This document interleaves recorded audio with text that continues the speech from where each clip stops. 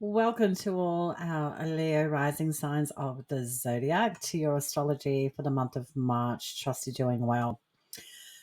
It's a big month. There's a lot of information coming your way. So let's talk about your ruling planet, the sun, where it's transiting in March. So this is like a bit of a footnote where your focus is. So your focus is still in the zodiac sign of Pisces, your eighth house, and this month it goes into Aries. And the sun, your ruling planet, is exalted in Aries in the house of God. So this is quite auspicious for the Leo rising signs at this time of the year. So let's get cracking. Let's talk about the astrology of March for you. From the 1st of March to the 27th of March, planet Venus goes into a retrograde in Aries. From the 27th of March, moving forward and into April, Venus will be retrograding back into Pisces in your eighth house. So, in short, Venus is retrograde all month. This doesn't mean anything possibly that you've heard that there's setbacks, there's delays. Take it easy. Venus retrograde from the 1st to the 27th of March in Aries, your ninth house, is having you reevaluating all the potentials of spirituality, your values, your beliefs, your philosophy on life, education, long distance travel, foreigners, legalities and bureaucracy. It's just going in recon mode. Venus is asking you to reestablish your affirmation in your passion regarding those topics and subjects. How invested are you? And what is it going to take to create harmony with the ninth house of God? What is it going to take? Venus is asking you to really think about it now. Let go of the dead wood, what serves you, what doesn't, what it is that you actually want to unite with in a harmonious way. What do you want to build a relationship with? Well, now she's going in retrograde motion from the 1st to the 27th of March, asking you the big questions for you to go, do you love it or do you not? What you've been experiencing since the 4th of July. On the 3rd, Mercury ingresses into Aries, joining retrograde Venus in your ninth house. Well, the dignity of Mercury increases significantly. It's in detriment in fall and in Pisces, and that can be quite troublesome. But now Mercury's dignity changes and increases quite a lot. So this means that things are easy to understand, intellectualize, and even things like money and social connections are easy to be had. Otherwise, Mercury being in Pisces, it's just a little bit draining.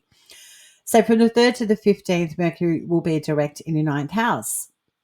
So there's action going on here, and especially monetary components to legalities, education, spiritual practices in your path, what you value, international and foreign travel, and higher education. So you're getting down to brass tacks here and what you actually need to make things stick. So you're sort of intellectualizing, if you will, in a very quick, sharp way on what it takes to execute your plans regarding those ninth house topics.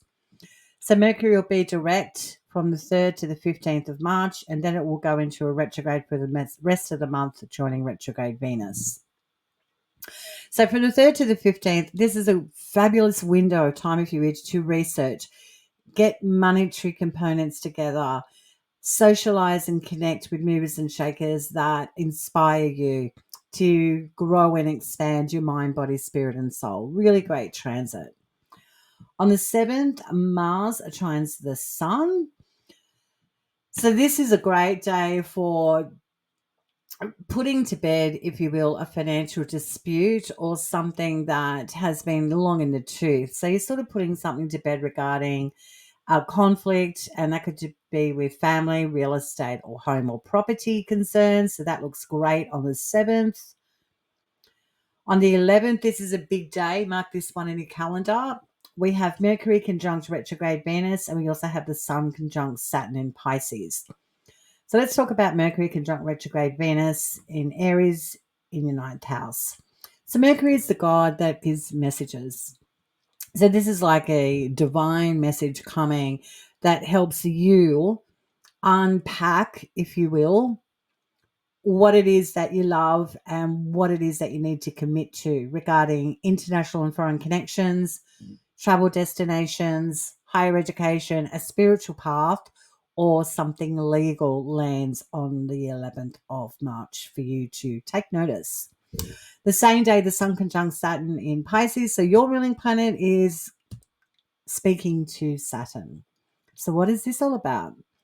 This is getting a firm commitment regarding work, a service, a relationship, or a contract. Something's beginning here, and you are the instigator on the 11th. On the 13th, Uranus sextiles the Sun, your ruling planet. So this is a curveball, if you will, coming towards you from the 10th house. So this could be a surprise opportunity for work, or you get a public award, or you get a professional leg up on the 13th of March, which takes you by surprise. So, but it's a nice one. On the 14th, we have our first eclipse of the month, and this is a total lunar eclipse, and this is in Virgo in your second house. Interesting. So it's a full moon ultimately, but it's a lunar eclipse. So this is about lunar themes.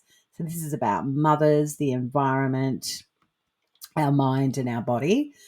So on the 14th, you've sort of come full circle here on this day. This could be information from a mother, gives you an asset or information that benefits you in some way, shape, or form. It could be financial. This also indicates that there could be a change of environment where you get a new work opportunity as well on the 14th. Or you may just, as well, I'm not going to rule this out on the 14th, that you might be benefiting in some way, shape, or form of cashing in on an asset or a possession. So there's something around you or coming to you that's benefiting you financially on the 14th of March, but it heralds the end of a long chapter. So, you're finally getting rid of the Barbie collection and you get a big payoff because you put it on eBay and you get a buyer, for example. And it sort of ends an old era and it sets you free in some way, shape, or form financially, or letting go of a big asset or possession that's been pretty anchoring for some time. Then on the 15th, we have Mercury now going into retrograde, joining Venus retrograde in your 9th house. So this doesn't mean that Mercury, with all these messages, intel and information and social connections and financial opportunities regarding the bigger things in your life are going away. Mercury is just helping you streamline with information, more details, more social connections, more intel is necessary to make sure that what you're doing with a legal proceeding, international foreign affair, travel, your spiritual path or higher education needs more researching. And that's exactly what Mercury will be doing. So recovering information on how to execute well-laid plans for the house of expansion, that 9th house of God, for the 15th of March. On the 19th, your ruling planet, the Sun, then conjuncts Neptune in Pisces, your 8th house. So this is dissolving of a financial entanglement or letting go of a debt, possibly changes with inheritance, or a financial goal of yours is hitting strides on the 19th of March.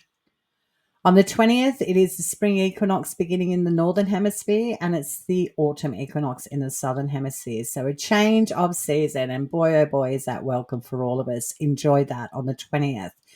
The same day, the Sun, your ruling planet, ingresses into Aries, your 9th house, for 4 weeks. When the Sun ingresses into 0 degrees of Aries, it is the start of the new astrological year. So happy New Year to all you astrology enthusiasts out there. So let's talk about the Sun, your ruling planet, exalted in Aries in your 9th house for 4 weeks, from the 20th of March to the 20th of April. This is great. This is where you get to shine when it comes to any legal proceedings, international foreign affairs, travel destinations, higher education, and your spiritual path. You're all engaged. So the Sun's exalted here. So this means it's a powerful position. You are in the house of God, the 9th house, and you have your faculties about you. You're switched on. So you could be a way shower, a leader, an ambassador for all things when it comes to expansion and growth with your mind, body, spirit, and soul. So I really like this for the Leo rising signs when your ruling planet steps into its exaltation of Aries for 4 weeks.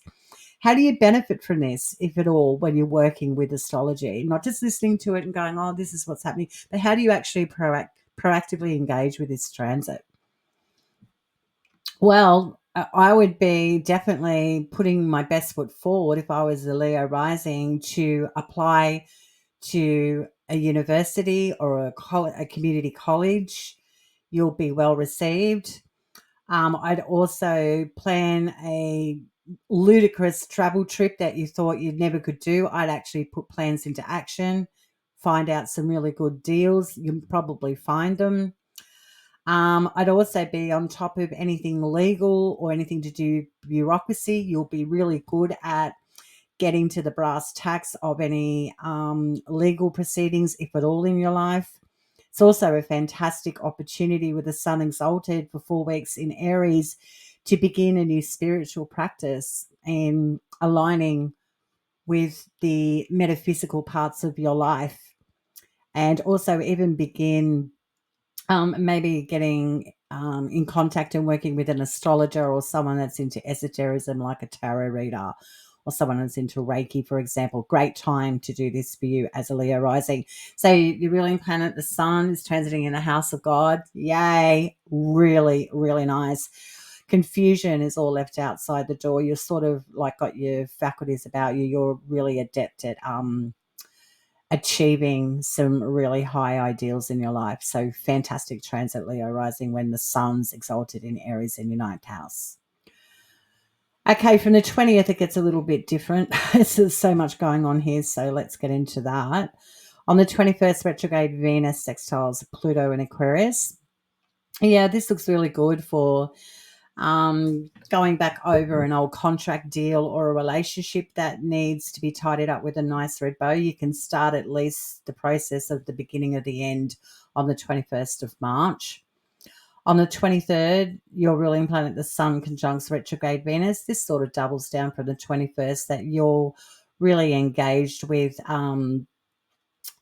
deciphering the value of a connection, be that with a relationship or a contract, but you're certainly inspired to really get down to letting things go that are dragging you down on the 23rd. So I like that for Leo risings. It's like a no-nonsense day. The 24th, your ruling planet, the sun, then conjuncts retrograde Mercury. So you're sort of infusing, the enthusiasm to keep researching and unraveling any financial, intellectual, or logistic mysteries on the 24th. So you're really giving Mercury, if you will, because you're the sun, inspiration to communicate well.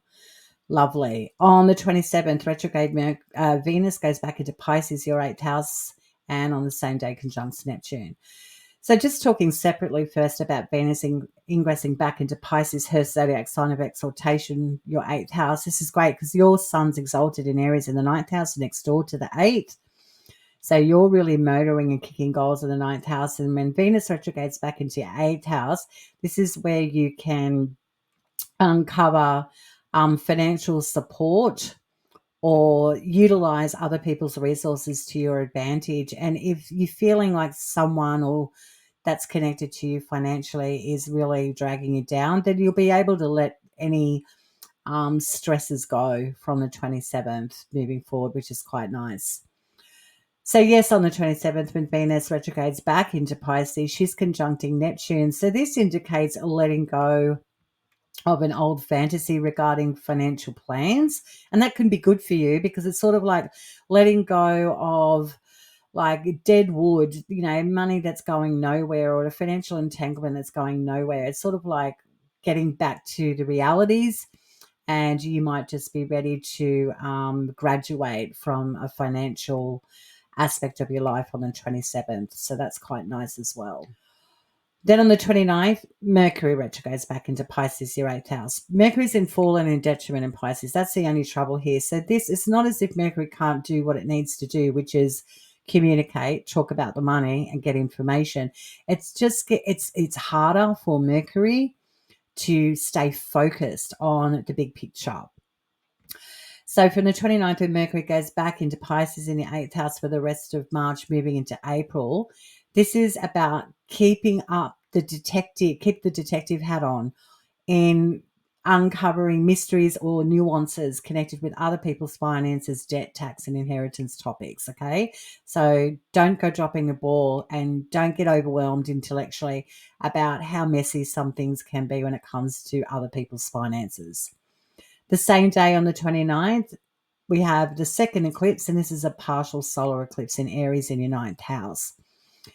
So it's a new moon, ultimately, a brand new beginning in your 9th house of expansion, which is fabulous. But the solar eclipse heralds solar themes, and this is about fathers. It also indicates identity, new identities, and ego change. And it also heralds that it's a powerful new beginning that's got legs to grow. So this could be something to do with a father, if applicable, a father role, moving in a new direction, or they change a chapter in their life, a father of yours. This can also indicate a brand new beginning regarding a spiritual path or a practice for you, Leo rising signs, whether that's a new guru or you go to a new ashram or you go to an international destination that's all about alternate ways to connect with God. This will be a great time to start initiating plans to do travel destinations, and also potentially a legal situation starts on the 29th. And sorry for saying but it also indicates that, legal proceedings or anything to do with bureaucracy is starting to take shape and form. And this could be you getting a visa or a passport or getting a legal document that sets the ball rolling regarding a legal dispute, for example, is a big possibility on the 29th of March. And also in the 9th house, well, you're having a new relationship with God. You're all in with knowing that, I'm a spiritual being having a human experience. Be coming to peace with that and not feeling so heavy about, the denser things of life. You need to inject some more inspiration in the 9th house and believe in your spiritual values and your beliefs and go for it. It's a really, really nice partial solar eclipse. It's a brand new beginning. But father figures are definitely highlighted here on the 29th. On the 30th, retrograde Mercury goes back. Retrograde Mercury conjuncts Neptune. And this can be the dissolving of information regarding finances, communication, or paperwork. Something's not gelling here on the 30th, so watch for frustration and confusing information. The same day on the 30th, Saturn sextiles Uranus. This is really good because this is sort of like heralding a very determined commitment that's coming from your career life. So you might be ready to go, it's time to roll up the sleeves and get a job done on the 30th.